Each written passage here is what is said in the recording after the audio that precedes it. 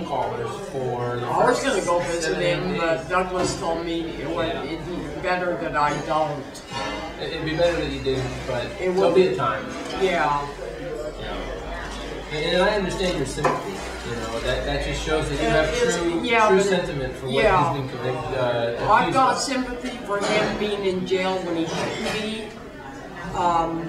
But I feel that the authorities, the district attorney, the detectives that are working against him, all they want to do is put him in jail and keep him there and sentence him and put him in prison for the rest of their life. That's all the DA wants to do. Because every time I would ask them a question, they would say, well, we're out here to help you. And every time I asked them a question, like when I asked about the lineup, I asked them if I could go to a lineup and then see if I could pick the man out. They said, no, we've got the evidence already. You saw the pictures, and we've got the video. Who said that? Was that Spurlick? That was Spurlick who said that. And she said, we're just and then after that, if she's got the video, then she knows exactly what the man looks like. And the man in jail is not him. So this attack, in fact, did take place. Yes. And then after that, he threw my jacket out on the sand, he threw my purse, and he drove off. And then after that, it's like I said, I was on the sand for 3 seconds. And then I put my pants on, and after that I was even more scared, and I walked out of there as fast as I could. Then I went to the bus stop over here, and I was waiting for the 105. It never showed up, and I just said to heck with this, so I walked as fast as I could, and it took me about 2 minutes to get to the trolley over here at Marina Linda, and that's when I called the police. And it's like I said, yes, at first I said he had blonde hair, but I was traumatized. And then when Detective Spurlock and Sergeant Linda came over, they called me at 8:30 in the evening. I was in bed. They said, I have to see you now. They showed me the video. I picked him out in 1 second. They went through 4 more men and came back to him. I said, that is him. You pointed at someone and said, that's him, but that someone wasn't Michael. No, right. No.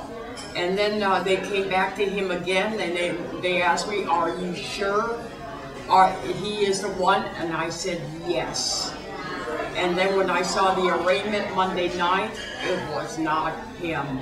And I'm sticking to my guns. You seen the TV on Monday night, huh? Yes, I did. The DA didn't ask you to identify the car? They said I could look at the car, but they never did. They're playing games with me. Really? And they would not let me go to a lineup because they said they've got the evidence. Right. And in my opinion, all they want to do is put this man away. Right. And he's an innocent man. I understand that. You said that the DNA evidence that they have, I mean, obviously from what you said with what happened sexually, there's DNA that's on you, on your person. They probably took that, right? They didn't take my purse. When I had the DNA, they wanted my blouse, and I said no at first. And then later, maybe 2 weeks, I did give it to them. And my coat, I've had about 7, 8 interviews with them. When they took the blouse, why did they take the jacket with them? Because after that, I've been wearing my jacket on every interview with them, every interview. Right. And I wore the jacket to a rainstorm. It has been washed twice, and just recently they asked for my red jacket, and they didn't even ask me. They went through somebody else. The district attorney didn't call me to ask me permission for me. I didn't authorize it at all. She went through somebody else. That somebody else came to where I was walking at the harbor, I was walking around the Star of India, that person came to me and said that the district attorney had called me and wanted your red jacket.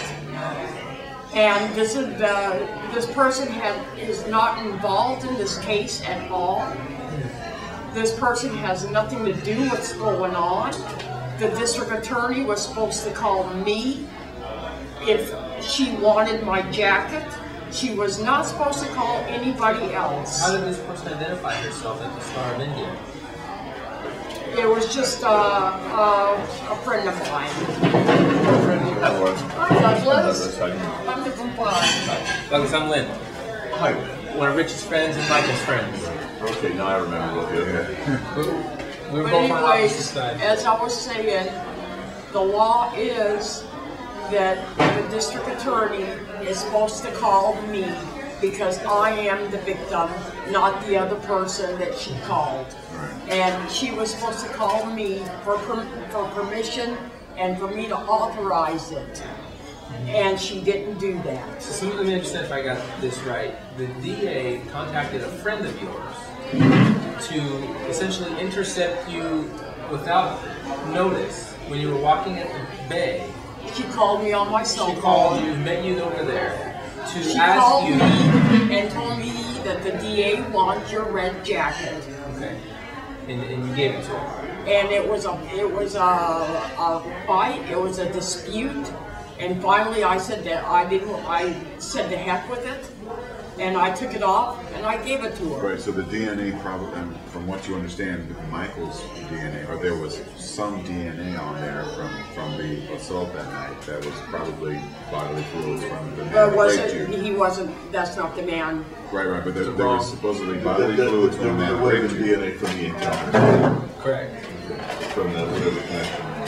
Okay. Well, that's very interesting. And ultimately, the truth is, I don't think that is what needs to be made an issue right now to get Michael out of jail. Right. But it is. I think that Michael should be released. If it was me, I would release him right now. I would release him right now because they've got an innocent man in jail for what? The police picked him up, arrested him at random. They didn't even know who he was, and they took him to jail. And when you go to jail, they're not treated right.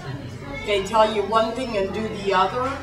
And my district attorney, Linda, and my detective, oh, they say, we want to help you. We care about you. And every time I'd ask a question,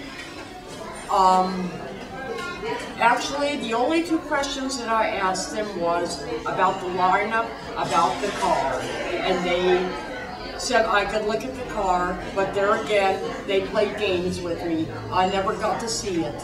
I asked them about the lineup. They said they have enough evidence to go by. They would not let me go to a lineup.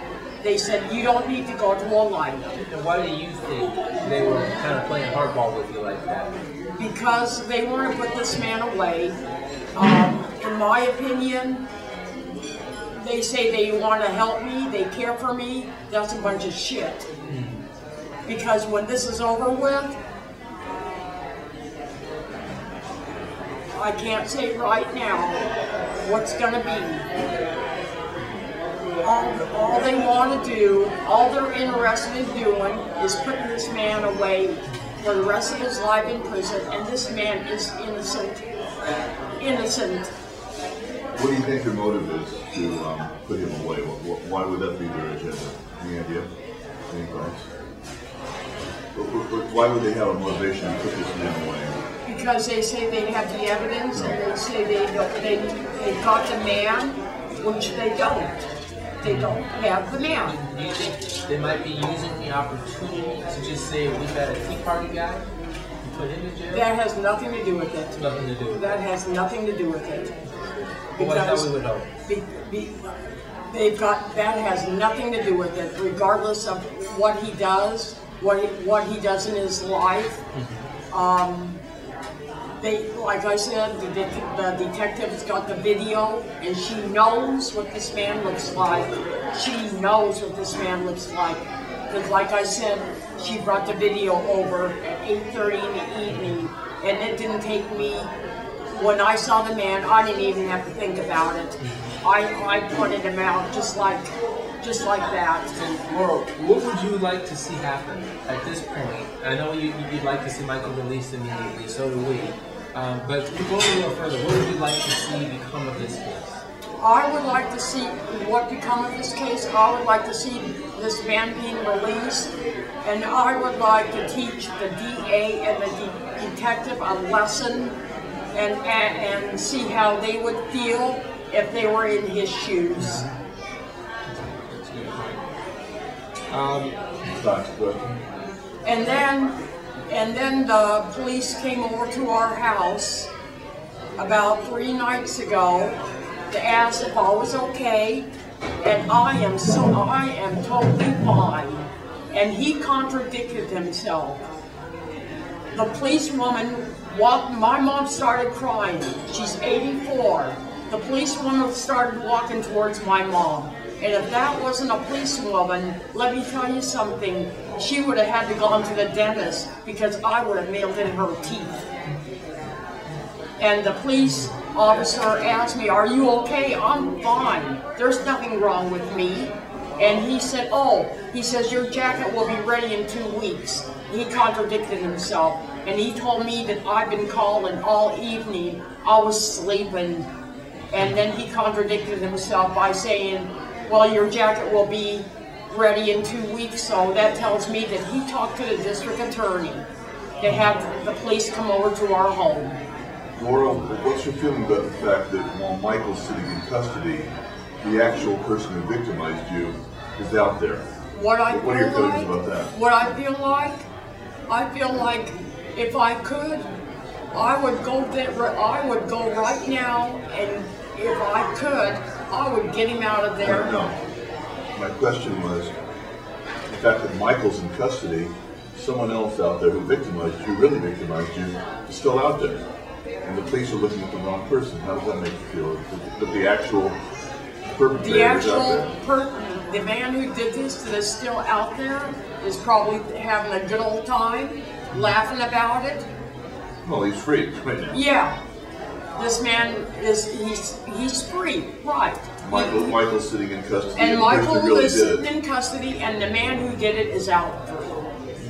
And the police, they don't care. Because when like I said, when they arrested Michael, they arrested him, I'll say it again, at random. They didn't know who he was, and they took him to jail.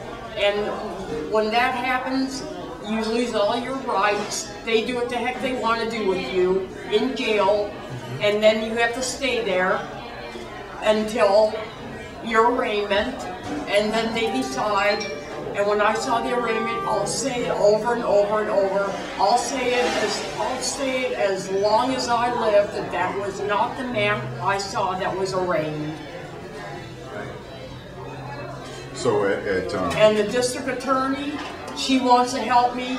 No, she wants to help herself. Right. She wants to help herself to the point where she can put this man away forever. Right. While the other man is running around free. Right. Now, from what I understand, they have evidence of the jacket, your clothes, or whatever, fluids from the perpetrator. Right. Right. Okay, so but that can't be Michael's. That's not him. Right. And that is you've not, never met Michael. I've never before? seen Michael. I've never met him, and that was not the man who raped me. Absolutely not. And I'm going to stick to my guns. You've never met Michael before? I've never met him in my entire life. First time you've seen him was on that video on the news. Yes. It's your opinion that it's just happenstance that he was at that convenience store on the video surveillance within the general vicinity of time that your accuser was, that your attacker was. He wasn't. Michael wasn't even in that market. The one in Linda Vista that the police have released the video surveillance of? At Yes. the L&M market. Yeah, the L&M market. Michael wasn't even in the market. So you don't believe the man in the video surveillance is Michael? No, absolutely not. Absolutely not. I'll say it again. The man that was in the video, when Detective Spurlock and Sergeant Linda came over and showed me the video, I picked him out and I didn't even have to think about it.